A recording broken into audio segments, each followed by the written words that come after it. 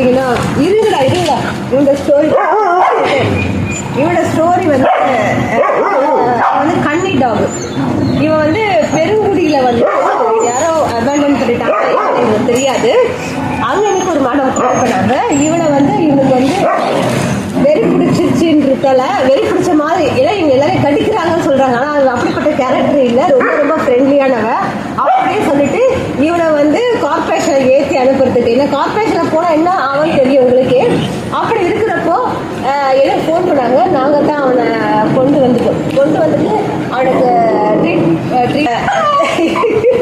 இவனை பார்த்து அங்கே ஒரு மேடம் எனக்கு கால் பண்ணி இந்த மாதிரி இவனை வந்து பெருங்குடியில் ஒரு மேடம் எனக்கு கால் பண்ணி கொஞ்சம் காப்பாற்றுங்க, இங்கே ரொம்ப நல்ல குழந்தையா இருக்கேன்னு அவங்க தான் வந்து குக்கி பண்ணிருக்காங்க அப்படின்னு சொல்கிறப்ப தான் சரி ஓகே, ஃபஸ்ட்டு நாங்கள் முடியாதுன்னு தான் சொன்னோம். ஆனால் ஓகே நாங்கள் ரெஸ்க்யூ பண்ணிவிட்டு எங்கள் தான் இருந்தோம். கொஞ்ச நாள் எங்களை குவாரண்டைன் பண்ணி வச்சுருந்தோம், தனிமைப்படுத்தி வச்சுருந்தோம், என்ன பிரச்சனை கண்டுபிடிக்க. ஆனால் நார்மலான எதுவுமே பிடிக்கல, எதுவுமே கிடையாது.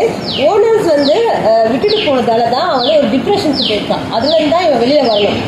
மற்றபடி நல்ல குழந்தை. ஒரு டாக்ஸ்க்கு என்ன பிரச்சனையே தெரியாமல் வெறி பிடிச்சிருச்சின்னு சொல்கிறது தப்பான விஷயம். இவனை பார்த்தா வெறி பிடிச்ச மாதிரி இருந்தால் எங்கெல்லாம் எப்போவே கடிச்சு குதிரைக்கணும். ஆனால் வந்து ரொம்ப அன்பான குழந்தை, ரொம்ப நல்ல குழந்தை.